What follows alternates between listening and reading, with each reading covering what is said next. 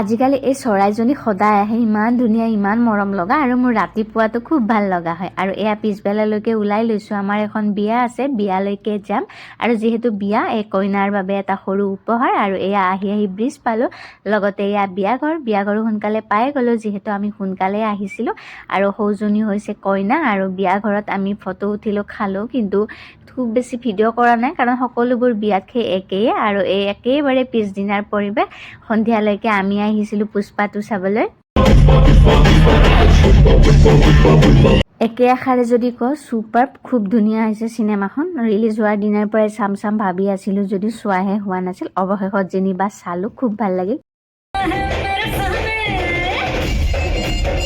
Cinema শেষ হোৱালৈকে আমাৰ 10টা মানে বাজিছিল, যিহেতু সেয়েহে ঘৰত গৈ আকৌ বনাই খোৱা এটা জামেলা, সেয়েহে আমি ডিনাৰটো বাহিৰতেই কৰি আহিলোঁ। বাৰু যি নহওক, আজিলৈ ইমানেই, পুনৰ আহিম, বাই।